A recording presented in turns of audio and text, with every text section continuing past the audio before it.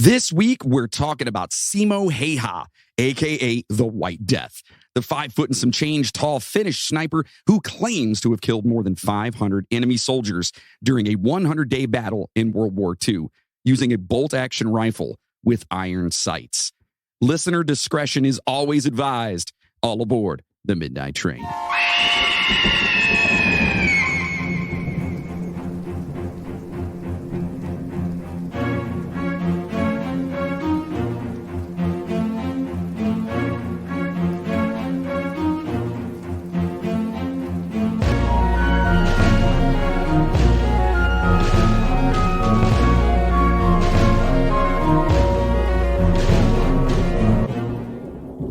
Hello, passengers, and welcome to the Midnight Train podcast, where we bring the dark to light. Yes, we make fun of and joke about creepy stuff while bringing you as much information on each topic as possible. And listen, we are a comedy podcast, and stuff can get a little dark from time to time. So if you're not into that, listen, we get it. Understandable, all right? But give us a shot. Maybe you'll like it, or maybe tell your friends and see if they like it. But for the rest of us, and you guys are along for the ride, you guys know what we do. So thank you for being here. I am your host, the conductor of the cryptic, Jonathan Sayer. And listen, I'm going solo today, baby.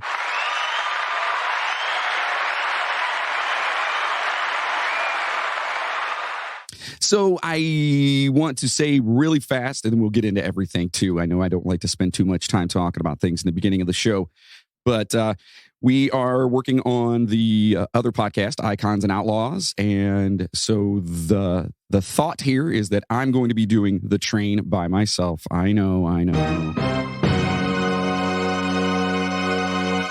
And Logan and Jeff are going to be focusing on Icons for right now, just so we can get it running. There's a lot going on behind the scenes for that particular podcast. So we're going to kind of work it that way and see how it, comes back. And in the meantime, it'll just be me here. I'm going to have some guests on here from time to time, and I'm sure those knuckleheads will show up from time to time as well. But just want to let you know, this has been a passion project of mine since its conception, and I really just want to, I want to keep going with it, and hopefully you enjoy it and you're along for the ride with me. All right. So anyway, listen, our Patreon, for all you awesome Patreon subscribers over there, our wonderful, wonderful poopers, or whatever the hell you guys want to call yourselves. This week, we're actually going to be talking about Hedy Lamarr. And if you don't know who Hedy Lamarr is, you just got to wait for the Patreon. She was an actress way back in the day. She was amazing. She was considered one of the most beautiful women in the world at the time, and one of the most intelligent as well. And you'll find out when you listen to the episode over on Patreon. So if you want to check that out, go to patreon.com/The Midnight Train Podcast, or go to our website, themidnighttrainpodcast.com, and just go to go over to Patreon, and you can sign up there too. It's like $5 a month. You get all kinds of bonuses and cool stuff and promos and this, that, and the other thing. And of course, my just ever loving, grateful, I want to come and hug and squeeze all you. Well, that sounded weird, didn't it? Yeah. You know what I mean. High fives. How's that? High fives that work? Maybe some of you can take a hug. I don't know how it goes. I don't know. Anyway, so yes, in saying that, we're going to get into an amazing, and I wanted to do something uplifting kind of for this episode. So that's what we're going to do. All right. So let's turn down the lights, adjust our seats, grab a drink, and let's get, this one isn't spooky. It's just awesome. In the meantime, here we go, baby, to all you beautiful motherfuckers.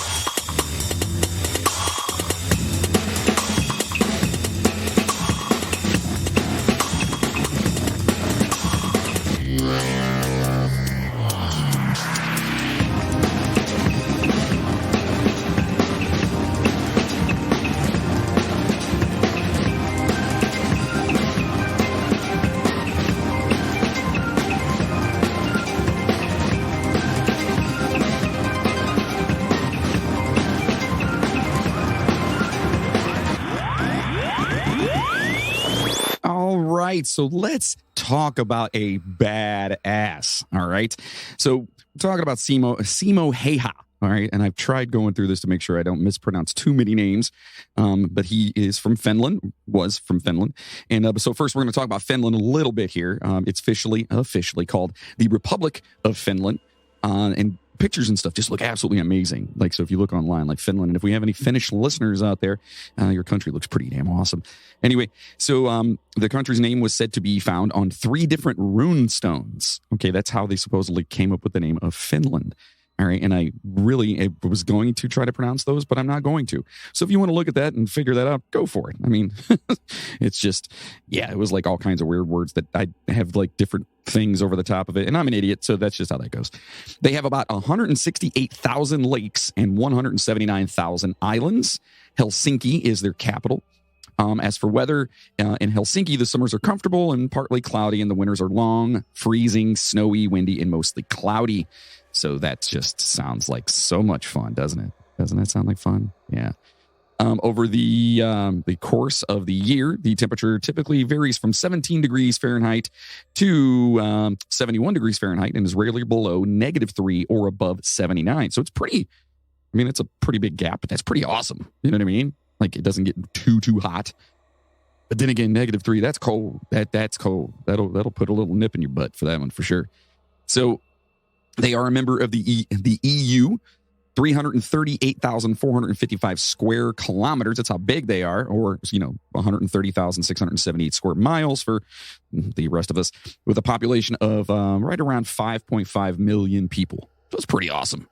So according to an American study, an average of 7,000 rifle caliber shots were required to achieve one combat kill during the First World War. Okay. And so we're talking about, basically, I'm just trying to put things into perspective here. All right. So during the Vietnam War, this number had increased to more than 25,000 rifle caliber shots. Okay. So in other words, you have to shoot this many times to get one, basically, is how they measured it out. So for Simo Häyhä, more than 505 kills. Remember, 505 is the magic number here. And I've looked all over the place where some said it was like 750 and others were like, well, so we'll talk about all that. So with him, if he were to kill, more than 505 enemy soldiers, he would have had to have shot more than 13,550,000 bullets if he were in Vietnam. That's crazy. That's crazy because remember, in Vietnam, it was definitely after World War II, but that's absolutely wild. So Simo was born on December 17th, 1905 in the, Kiskinen hamlet of the Raijärvi Viipuri province in southern Finland. Boy, I'm screwing that up. I know I am, but bear with me, folks. Oh, by the way, I'm also extremely hungover. It was my wife's birthday yesterday, so happy birthday to my beautiful wife, Grace. And we all decided to go out and drank all the beer in Cleveland is pretty much how I feel today. I feel like we drank all of it. So to Bill, Katie, all of our friends, Tommy, everybody that went out, oh boy, I hope you feel better than I do today. Anyway, so this could be fun. Anyway, so this province that he was born in is actually not far from the Russian border. Okay, at that time, it wasn't far from the Russian border. His father, Juho Häyhä, was the owner of the Matilla farm where Simo's mother, Katrina, was known as a, quote, loving and hardworking farmer's wife. Oh, so they were farmers, He was the second youngest of 8 children, so it's pretty awesome. Went to school in the village of, Miatila in Kavanapa Parish. And I'm probably screwing that all up because they have, Finland has their own dialect and everything over there and own language. And I'm not going to make fun of them and be like, Durski Duty, because that's stupid. And I'm sorry that I even brought that up. So working on his family's farm and hunting in the Finnish wilderness, it made him a very tough yet very patient person. Okay. And you'll find out how that works into this whole thing. It's pretty epic. So he built his own farm along with his oldest brother. And he was, a very proficient farmer, hunter, and skier. And, living up there where it gets super freaking cold and the winters are really long or whatever, you kind of have to make do and kind of builds a beast out of you. At 17, Simo joined the Finnish Voluntary Militia Civil Guard, which is kind of like the National Guard here in the United States. Simo, from all accounts, from what I've seen, he was no taller than 5'3". Okay. But I've also seen where he's just at 5 foot. So he was between 5 foot and 5'3". But you'll find out it really helps him out as he's doing his stuff as we go through it here. He was a great marksman, great at marksmanship, and won several shooting competitions. He had a bunch of trophies and awards in his house because the guy, he was just great at it. He was really, really good. Again, that patience when you're shooting or whatever, and if anyone out there is ever gone shooting or hunting or anything like that, you have to have patience to be able to shoot, I guess, correctly and hit your mark, right? If not, you're just spraying all over the damn place. He was a shy guy and wasn't super big, of this being in the spotlight. He really didn't, someone come up and be like, oh man, hey. And he's like, oh, thanks. Well, I don't know if he said it like that, but anyway, he'd just walk away. You know what I mean? He's just one of those guys, but super nice from all the stories and stuff I've read about him. At 19, Simo started a 15-month mandatory military service called conscription in the bicycle battalion in Raviola. Raiola. It's not ravioli, and I'm really trying hard not to say that. I think it's Raiola. Okay, whatever. So yeah, a lot of places they have mandatory service where you have to go in for 15 months. Okay, well, not just 15 months. And over there it was 15 months, but there's some places you got to go for 2 years, and others that, you know what I mean, which is kind of, I don't know, whatever.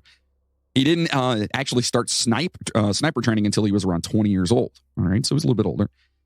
He was supposedly able to, this is crazy, to estimate distances up to 150 meters, right around 500 feet, within 1 meter or 3.3 feet. Okay, that's over 1.5 football fields in length.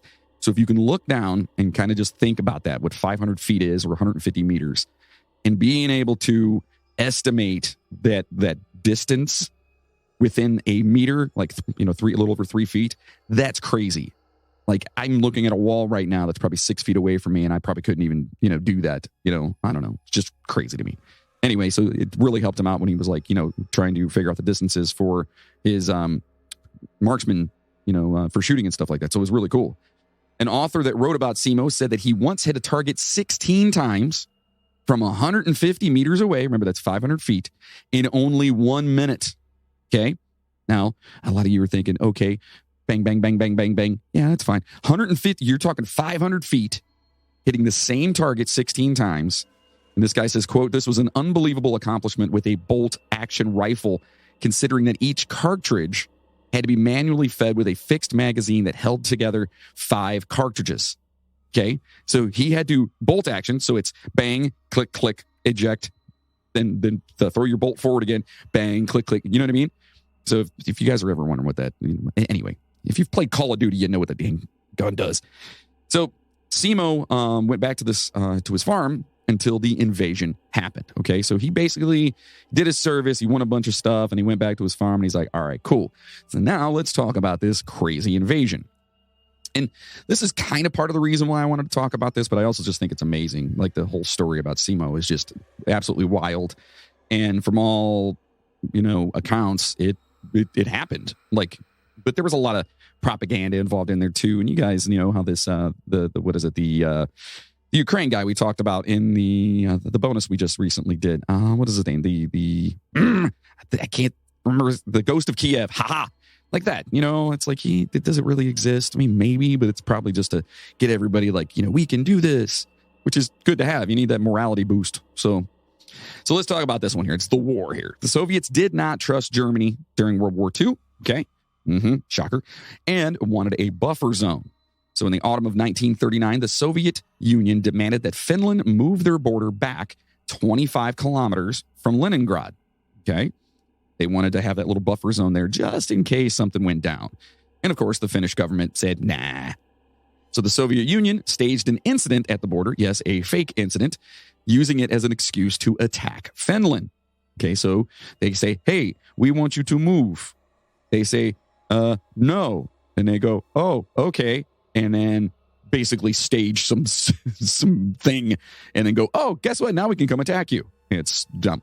So anyway, this started the Winter War. All right. And it was also called like the Russo-Finnish War, I believe.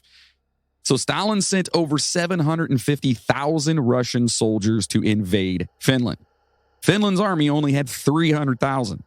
They only had a few tanks and just over 100 aircraft. Russia had almost 6,000 tanks and over 3,000 aircraft. So think about that. Okay. Stalin thought that Finland would just be a pushover. Okay. And we're just going to go in there and take our shit and we'll show them, right? Well, he was way wrong. Okay. And it's pretty awesome. So Simo was called up, all right, our boy here. He pulled out his old gun from his little shed in the back, joined the Finnish army, and entered the Winter War between 1939 and 1940. So this war was between, obviously, Finland and Russia, and the temperatures were between -40 and -4 degrees Fahrenheit. I remember we were talking on average before that it rarely got below certain things, but, I mean, it can get that cold. So that's cold. Simo, of course, dressed in all white camo because it's snowing, it's wintertime, makes sense. Where the Russian troops, they weren't given any camo. Seriously, they were literally wearing like their standard green greatcoats, they called them. And it's just, it's so insane that you would invade a place and just be like, here I am, standing out like a sore thumb. You can't shoot me. Yeah. So this disorganization was due to Stalin freaking out and killing most of his superior generals. He just had a freak out moment and was like, you're not doing enough, and killed everybody. So then there was no leadership. So then these other guys who didn't know what the hell they were doing, they were like, hey, I don't know. He wants me to wait, hold on. So you want me to go to take these guys and go and invade Finland. Dude, I'm the janitor. Like, okay. Can I finish mopping? I mean, it's pretty much what it was. I mean, not to that degree, obviously. It wasn't like, that. It could have been. I don't know. I wasn't there. On a side note, though, the Finns were also smart in their tactics, okay? The most notable of which were known as Monty tactics.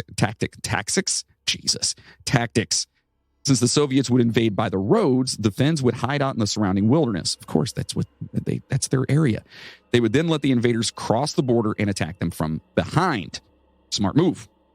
The Finns faced both the 9th and 14th Soviet armies, and at one point were fighting against as many as 12 divisions, okay? About 160,000 soldiers. Also, at one point in the same area, there were only 32 Finns, Finnish people, fighting against over 4,000 Soviets. That is insane.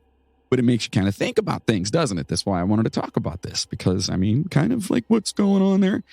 So the Russian army supposedly gave the name White Death to Simo, but some speculation believes it was just propaganda created, again, by Finland, like I just said, like the ghost of Kiev. Russian prisoners claim that White Death actually was referring to how cold it gets in the deepest parts of the forest. Okay, so there's a little bit of a disparage there as between, who started calling him White Death and who didn't. Either way, the name's badass. So the Finnish newspapers used the name and the likeness of an invisible soldier to create and purport a hero for the war. Of course, look at this guy. He's awesome. But he was. It wasn't just bullshit. It wasn't like some fake hero they made up. Like, this guy was a legitimate hero. He was also called the Magic Shooter. Even rumors that captured soldiers from Russia or whatever, they were actually disappointed because they'd get captured and they're like, oh, we want to meet this guy. And they didn't get to meet him and they were like super bummed out. It's amazing. Wow. So as a sniper, Simo here, all 500 or so of his kills were supposedly done in less than 100 days. That's an average of 5 kills a day. And there's not a lot of sunlight during this time of the year either. So this guy was doing most of this stuff either at night or just in the little window of opportunity he had. On February 17th, 1940, Simo was awarded an honorary rifle for being such a badass. Given to him by Commander Svensson for 219 confirmed kills with a rifle and 219 with a submachine gun. It's pretty badass. December 21st, 1939, was his high daily kill count of 25. So in one day, December 21st, 1939, he took out 25 enemy soldiers on his own. I mean, what? Army chaplain Rantama claims it was more like 542 confirmed kills starting from the beginning of the war until Simo was injured. And yeah, we'll talk about that. So there are some actual Finnish documents kind of talking about, from the war and the military, and they kind of put it on, to let people know about how he was doing his stuff here. So he had 138 sniper kills in 22 days. That was published on December 22nd, 1939. On, January 26, 1940, he had 199 kills. February 17th, 1940, it was 219. And then, he had 40 in 18 days on this next one on March 7th, 1940. Wow, that's crazy. That's today. I'm actually recording this on, it's pretty awesome. Anyway, on 1940, he had 259 sniper kills. All right. And like I said, 40 in 18 days. He was just Just a beast. It was amazing. And I'll talk about how he did it, because a lot of people are thinking, oh, he's got a sniper rifle with a scope on it. That'd be too easy. Simo's not doing that. So in his memoirs found in 2017, he had a sin list, all right, because he didn't feel good about doing this, but it claims right around 500 kills. And he's not the only one to say that. Like, there's so many other people, like we were just saying there a second ago, the army chaplain who was following what he was doing and whatnot, and that he was probably confessing to was actually like documenting all of it. So it's real. We just don't know how real it is. So the Finnish historian Marjama claims the number to be more around 200 kills due to the absence of bodies and the use of the press's propaganda. It's still a lot. Even if we just say it's 100 kills or 200 kills in 100 days, that's still 2 per day. And if that's still a lot. It's a lot. So Simo's gun of choice was his Seiko M2830, a Finnish version of a Mosin Nagant, known as the Spitz, because of its front sights resembling the head of a dog. The dog, the Spitz, if you look at their ears, got those that's what the iron sights look like, the sights on the front of the gun. It's also a very popular bolt-action rifle in the video game Call of Duty. So if you guys have ever played that or seen anyone play that, there's one of those guns in there. And it's a really accurate, very sturdy gun. So you could take it out there and beat the crap out of it. There weren't a ton of moving parts on it, so it's not going to like freeze up on you and stuff. At least not as likely to as like a machine gun. So Simo liked to use his iron sights, not scopes. He claimed that he could keep his head lower, okay, and give him a smaller target. Now remember, he's only 5'0" anyway.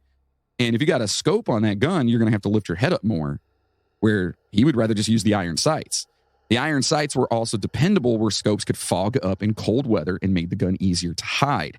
Not to mention, the reflection of the light from the scope's lens could show enemies where the sniper was positioned, and he took advantage of that quite often. Simo knew how cold it could be out in the forest and stuff. Obviously, he lives there. So he dressed for the weather, wearing multiple layers. Okay, this meant he could stay out in the cold longer, waiting for his attack, or to wait after his attack. Because if they don't know where it's coming from, and all of a sudden he just starts hightailing it, they're like, oh, there's the guy that's shooting at us. But instead, he would just sit there and like in this cold ass weather and wait for hours and hours. He would actually keep sugar and bread in his pockets, and he would eat those for calories to keep his body warm while he was out there, because obviously sugar, lots of calories. So that's what he did to actually survive out there without having to take a lot of supplies with him. And unlike most snipers, Simo didn't fire from the prone position. He actually preferred sitting up. Okay, like prone meaning like laying down with the gun right up by your head and you're on your shoulder. He would actually sit up. But then again, remember, little dude, itty bitty. He's like pocket sized. He's smaller than my wife, and that's crazy. Maybe. So being shorter obviously helped him hide from his enemies. He would go out at night, improve his favorite shooting positions. All right. So he'd go out and find a place that he really liked, and he would actually get it set up. He'd then perform meticulous maintenance on his rifle so that it would never jam, especially in the cold conditions. So this dude was this is what he did. You know what I mean? Like I've never seen anyone more like devout to their job. I think to not just their job, but to their country. Like that's what this was too. He's like, I'm not going to stand by and let them invade. So that's what he did. So he would head to his spot for the day before sunrise and stay there until after the sun had actually set. So he wanted it to be a little bit darker so he couldn't be spotted. Now, the funny thing about that is daylight only lasted for roughly 3 hours a day during this time. So he didn't have a lot of time. Simo would pile the snow in front of him or around him, or pour water on it in a way that the blast from his barrel of his gun wouldn't disturb the snow in front of him. And so there was like no, movement of the snow, so you wouldn't see like a little cloud, like snow cloud, like poof, whatever. And he even kept snow in his mouth to keep his breath from showing, anyone where he was. So he would sit there and put the snow in his mouth before he shot, so that way you couldn't see his breath, like with a sniper rifle or something like that. I mean, it's amazing. Absolutely amazing. He'd place his gloves on the snow and his rifle on top of them to lessen the recoil. All right. So the guy, he kind of had his whole little thing going on here, man. Like he knew, like every day he's like, all right, I'm going to go out here. I'm going to pack this down. And the funny thing is too, not funny. Well, I mean, whatever. The cool thing, I guess, is there may not be troops walking by there for days. So he may just be going to that position and just waiting for days and days. Obviously, he'd go back and then go back and, come back to the whatever. So it's not like he just went out there like, okay, they'll be here at 3:00 and okay, bang. No, there's not at all. He was literally waiting. Now, of course, they had people, scouts and stuff, trying to tell them like when they were coming and stuff, but you never knew, So in the early days of fighting, a Soviet sniper had actually killed 3 junior platoon leaders and an NCO. Simo's platoon leader told him to take out the sniper. As the sun was setting, the Soviet sniper carelessly abandoned his position. Okay. As he did, the sunlight glinted off of the sniper scope. And Simo put a round right through his face. Yeah, buddy. That's what I was talking about. He knows, don't use those scopes. I mean, they give you an advantage, but there's a serious disadvantage too. Later, another Soviet sniper kept Häyhä's unit pinned down. Again, Simo was called upon and began to search for his target.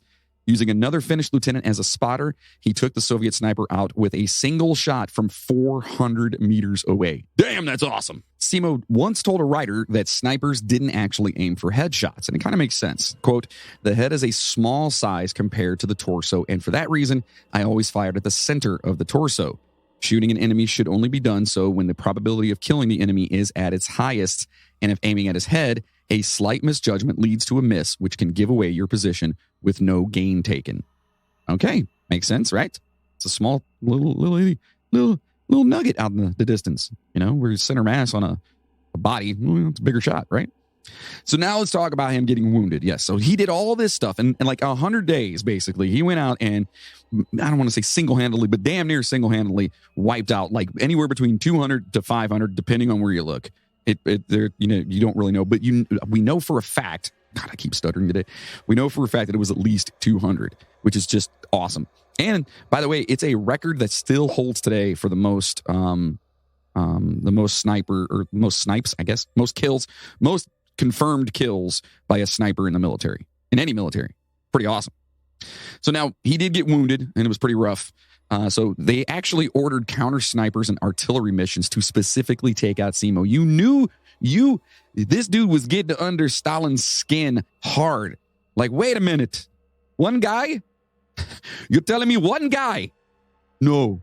And then he's like, I want all platoon, or not all platoons, but he wants so many different platoons. He wants different artillery, meaning they want like freaking bombs and shit thrown to try and take this guy out. Like one little dude, like he must have been so infuriated that this one, and when I say little, I mean little. Like he was 5 foot nothing. And he's going out just wiping out like it's just amazing. So, of course, most of these missions from Russia actually failed. Simo was, however, almost killed on March 6th, 1940. March 6th. Hey, that was yesterday. And that's my wife's birthday. Again, happy birthday, Grace. So he was actually shot in the face by an explosive incendiary round, which it basically explodes on impact. All right.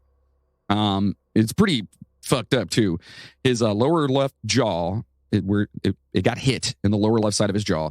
It removed his upper jaw, most of his lower jaw, and most of his left cheek. And if you look online and just look up Simo Häyhä, you can actually see pictures of him afterwards. So the Russians thought he was dead, obviously, because the dude just got shot in the face. Like he didn't have a face. His face was gone. So they thought he was dead. He'd actually passed out. And so they just took him and threw him on a pile of bodies. Yeah, yeah, we got him. Yay. They just took him and threw him anyway. So his soldiers, Simo's soldiers, the Finnish soldiers, they actually were told to go looking for him because he hadn't come back. And so they go out to look for him. And as they're going by this pile of bodies, they see a leg twitching. So they go over, and they look, and they realize that, hey, we found Simo, except half of his face was missing. And that's a quote from one of the soldiers. So, of course, rumors of Simo's death were everywhere. Of course, they were like, yes, we got him. Now, the Russians were like, we got that sumbitch. And then the Finns were like, oh, no. Like that you're this guy who's basically the propaganda for your entire defense against this, invading country just died. That'd be a huge hit to the morale for everybody, for the entire country. So 1 week later, however, he regained consciousness, of course, because you can't kill this guy. He's just badass. And of course, this was the day that they actually declared peace. All right. They stopped the war that part of the war in Finland. They stopped. I just want to put that right here. The Finnish army was exhausted, its ammunition nearly out, and its defensive lines close to being overrun. So Finland was forced to sign the Treaty of Moscow on March 12th, 1940. Under the treaty, it ceded 11% of its territory to the Soviet Union, more than the Soviets actually demanded prior to the start of the conflict. Okay, so they actually got more land than they wanted. Now, it took Simo over 14 months to recover and had 26 different surgeries for this. So he saw a story about his death in a newspaper. Everyone thought he was dead. So he was looking at a newspaper one day, and he looks down, and it's like, Simo Hayha, dead. Well, of course, you're not going to tell Simo he's dead. So he sent them a letter just letting them know, hey, man, I'm cool. That's crazy. It's insane.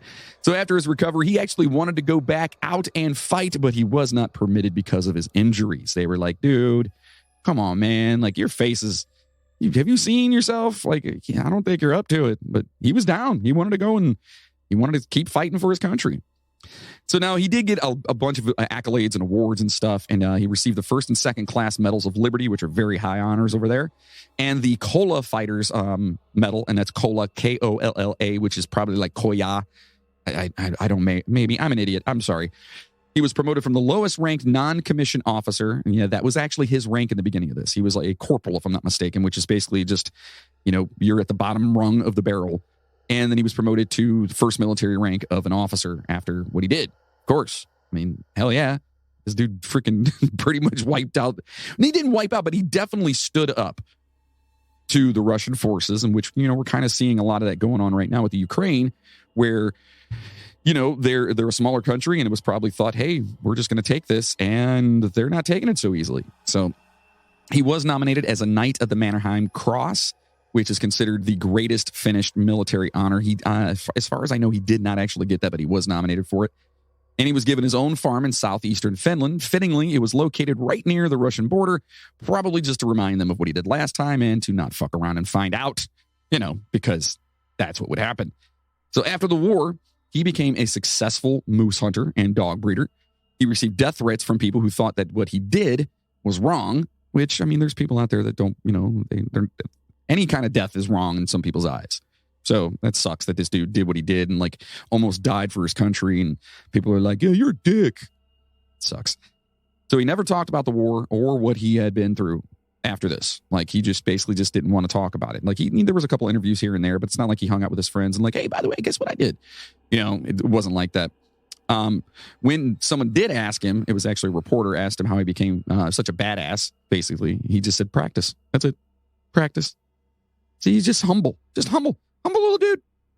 And when asked if he had any remorse, he would say, quote, I did what I was told to do as well as I could. There would be no Finland unless everyone else had done the same. Yeah, very true. So Simo died in 2002. That's right, at the ripe old age of 96, after being one of the most badass snipers in the world, defending his country, getting shot with an explosive round in his face, surviving, and lived to 96. While he actually passed away living in a war veterans nursing home.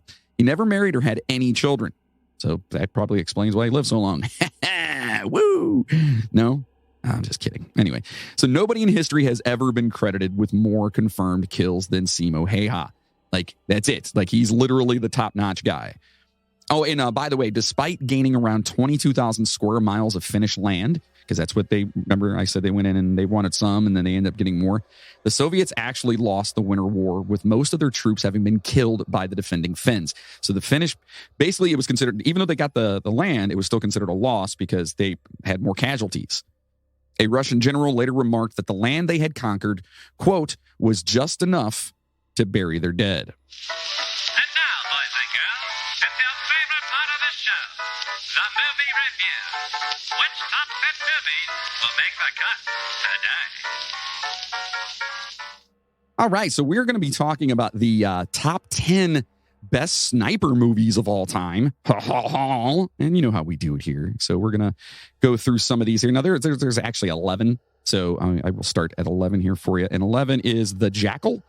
Richard Gere and Bruce Willis. What?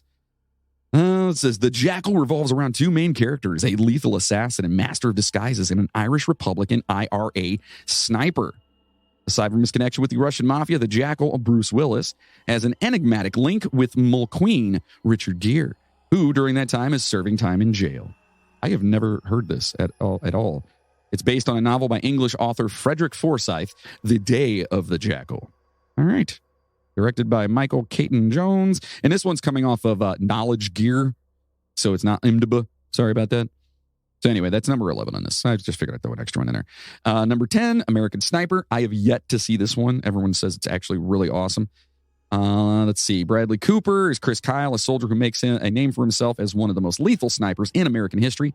After fighting in Iraq, he comes back to his family only to realize that the horrors of war follow him home. Kyle's traumatic experience in the war field puts distance between him and his wife and newborn son. Unable to settle, he decides to return to Iraq 4 times. Bam! Okay, well, American Sniper is inspired by the true life story of Chris Kyle, a SEAL sniper who earned the moniker Legend during the Iraq War. His memoir, American Sniper, the autobiography of the most lethal sniper in U.S. military history, was published in 2014. I've heard a lot about this movie. Heard there was some flack on it, too. I'm not really sure what the flack was about, but I heard there was some flack, like maybe it wasn't all true, or I don't know. Either way, the dude's a freaking hero, so whatever. So the movie got an Academy Award nomination for Best Picture and an Oscar Best Actor trophy for Bradley Cooper. So yeah, that's pretty awesome. Way to go, Bradley Cooper. I got to watch that.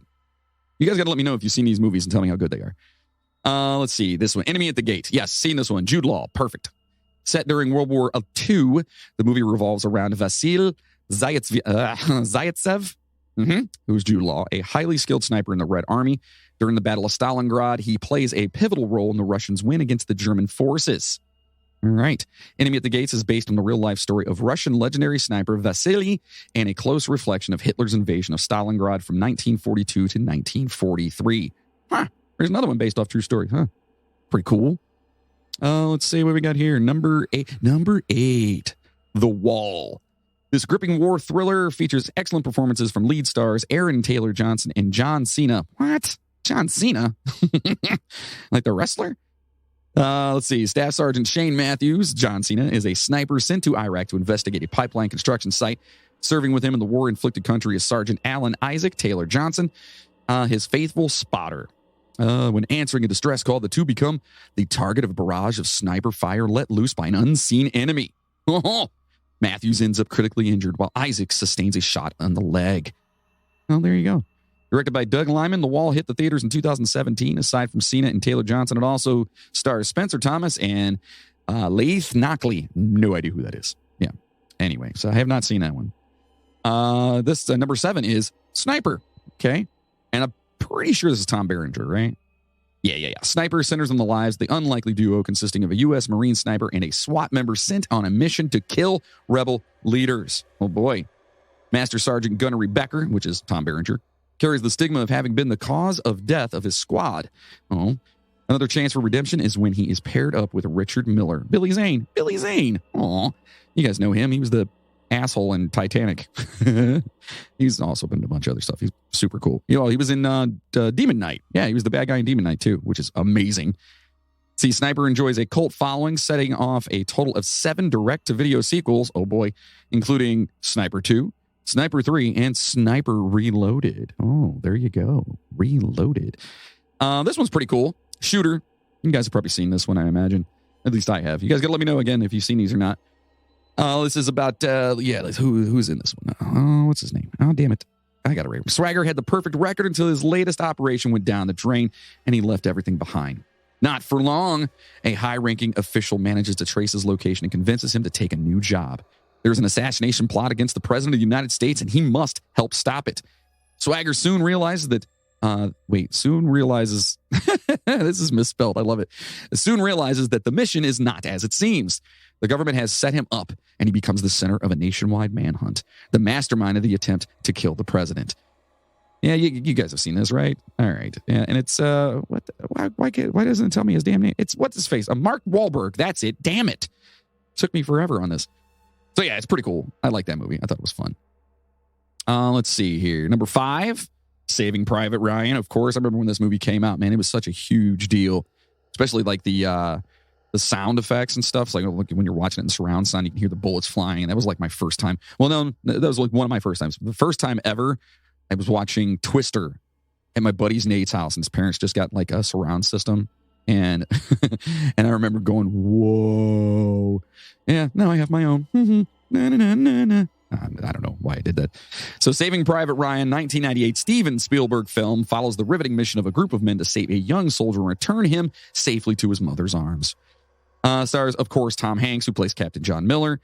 He and his 7 men are tasked to find a lost soldier in the field, which would be Matt Damon, who is Private Ryan. And I thought it was a great movie. There's a scene in that movie that really still sticks out to me. It's when the guy was in the bell tower and the enemy came up after him and they got into like a physical confrontation with him. And so the enemy took his knife, I believe, and stuck it in the guy's chest while he was sitting on top of him. But they did it really slowly. Oh, God. I remember that. Oh, man. Anyway. Number 4, The American. George Clooney. Sexy George Clooney. I don't know. Is he? Is he still sexy? He used to be, right? Anyway. So this guy, Jack, all right, who's George Clooney, receives an invitation to design a powerful sniper rifle for an assassination of a powerful man. After signing the contract, he discovers that there is more to the job than required. The suspense comes in when Jack finds out that a secret Swiss assassin is monitoring his every move. When Jack unexpectedly falls in love and finds a friend in a priest, he breaks the rules of secrecy stated in his contract. He flees to a small town in Italy and contacts an associate, fearing for his life. It's a bit shorter than the usual movie length, running only about an hour and 45 minutes. And yeah, I don't know. I don't know why it's number 4. I don't know who voted for this shit. I'm just on knowledge gear, so blame them. Yeah. Number 3, Wanted. Oh, yeah. This movie's badass. I don't care what anyone says. What is it? James McAvoy, Morgan Freeman, and Angelina Jolie, where she's like, they're all assassins and they teach him how to like shoot because he can bend bullets and shit. Well, there you go. I just told you what the movie was. Anyway, moving on. Number 2, Jack Reacher, which apparently they have a new show out that's based off of this. This was Tom Cruise back in 2012. It was pretty cool. He was like a badass, but I guess in the book, or books, plural, like Reacher's supposed to be like a big badass like he is in the TV series that's out right now. And then you got little Tom Cruise. Little guy Tom Cruise. We're talking about a lot of little guys there, aren't we? I'm not a big guy at all. I'm only like 5'10". I'm fucking lucky. Anyway, when a man suspected of masterminding the killing of 5 innocent civilians is captured, he mentions Jack, Tom Cruise, a former soldier, as slippery as an eel. Well, that's pretty descriptive. The detective in charge immediately sets out to find him, but the search proves to be hopeless. That is until Jack shows up on his own term. Own term? Oh, it's great writing. Anyway, I've seen it. It's cool. It's just a big shoot 'em up fighting movie, basically. You know, whatever. Number 1 on the list. You guys have any idea? Well, I'm going to tell you. All right, it's Jarhead. Yeah. Topping the list is the 2005 biographical war drama film by Sam Mendes. Jarhead depicts a young Marine sniper's internal and external struggles fighting in the Gulf War. Jake Gyllenhaal plays a U.S. soldier, Anthony Swofford, who, along with his team, is deployed to Saudi Arabia. And this one's pretty cool. It's kind of a slow burn, I thought. There's some pretty cool action scenes in it, but yeah, it's all right. I thought it was cool. Jarhead is based on the memoir of Anthony Swofford, former U.S. Marine, published in 2003. Interestingly, the term Jarhead is slang for a Marine, it says. Oh, Jarheads. I don't know why. Anyway. So listen, I know this is a little bit shorter of an episode, but I felt like it was just kind of, I needed to talk about this guy. Simo Hayha, like, just absolutely amazing. You can look him up online. There's small little like documentaries and stuff, but there really isn't a ton of information about the guy.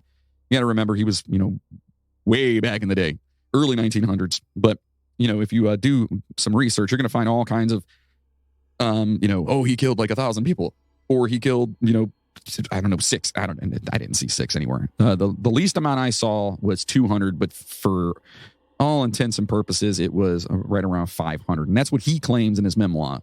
Memoir.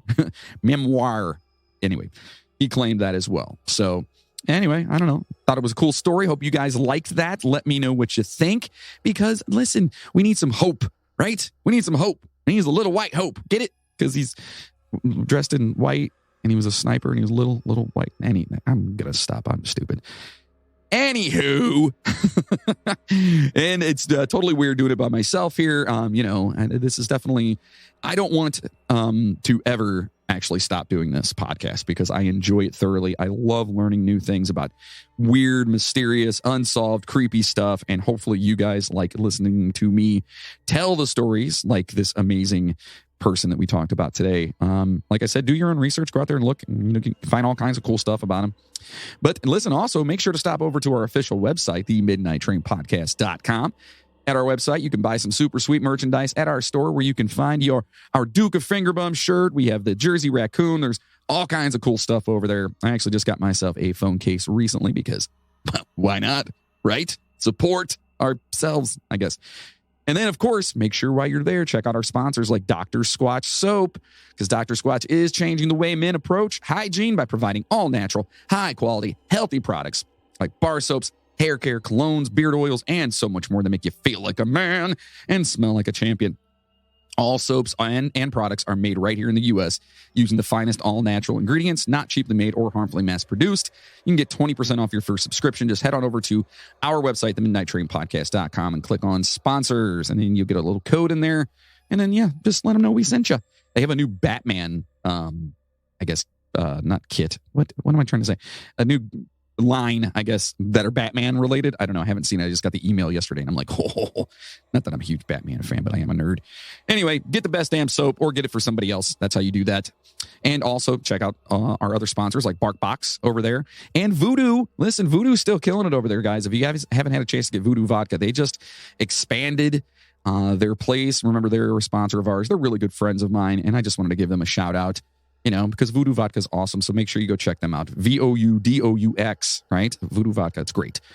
And if you like what you heard from me, you normally say us, but it's just me now. Consider being a producer of the show. Head on over to the Midnight Train podcast and click on the Patreon button or go to patreon.com/the Midnight Train podcast. Because you can't really, you can't look for us because we're adult content. Mm-hmm. For as little as $5 a month, you can get all kinds of cool stuff. It's more about the bonus episodes, though. I really like doing those and like keep pushing those out. And remember, the other podcast is coming. All right, so just stay patient with us. We're working really hard on it, but we all have real day jobs, and we're trying to get make it to. I'm so hungover. I'm sorry. We're trying to make it the best we possibly can. And so it's taken a little bit more time to get it all panned out and whatnot, especially doing the cover songs for each of the episodes we do and getting them all put up online so you guys can actually listen to them on Spotify or, everywhere. So we're working really hard to do that. So just, check that out. So we'll also be getting, bonuses for that as well too. So sign up, become a Patreon producer because that's amazing and it really, really, really, really, really helps out a lot. Don't forget to follow us on Twitter, on Instagram, on TikTok, YouTube, Spotify. Go over there. You can rate us now over there. You can also go to Good Pods. You can listen over there. All right. We can't thank you guys enough. I can't thank you enough personally. All right. For all the love and support that this show has received over the years. And you guys are amazing. And hopefully you stick around with me because, I'm gonna keep doing it, man. That's it. I'm gonna be here. All right. I'm out in these streets. I'm handling business. I'm Simo Hayha, bitch. I said his name wrong too. Wow. Sorry. I have such a headache. But of course, I can't thank you guys enough, seriously. And of course, to our fearless Patreon poopers. To Margaret Dempsey, Kelly Ryan, Corey Krakowski, Nathan Dinkman, Hank Sanchez, Stacy Lukonen, Nicholas Cooper, Caitlin McKinney, Trent Scott, Spencer Dunlap, Jacob Cook, Maggie Brothers, Albert Lopez, Miles Campbell, Brian Guntzman, Margaret Atkins, Colleen Cox, Pumpkin Escobar, Mac Doherty, Turner Cox, Sydney Sayer, Gina Madison, Janet Sherrill, Chad Flint, Chris McLeod, Justin Kowalczyk, Rob Webb from the Fun Box Podcast. Yes, you guys should have checked them out by now. Christina Skelton and Jessica I'm so sorry. Bartolome, damn it, from the Sister Skelton podcast. Make sure you check them out and tell them that I'm sorry for fucking her name up. To Maria Gibbs, to Chainsaw. What the fuck? Jigsaw, Rick Resler, Courtney Batchelor, Katie Brabenek, and my boy Bill Birch. And Katie, of course, is my girl too. We had a blast yesterday. Hopefully you guys feel better than I do. Oh, boy. So listen, spread the word. And if you want your name to be mentioned on the show and for me to have your you will have my undying just love and affection for the rest of my life. And just to be forever grateful, just become a Patreon producer and, help out the show. You get bonuses. Those bonuses are fun. They're cool. And yeah, I'm going to start getting some guests in here with me since I'm running solo for the time being. You know what I'm saying? Anyway, I'm going to go lay down. Stay safe out there, passengers. And as always, choo choo. You beautiful motherfuckers. Now go home and get your fucking shine box. Oh my God.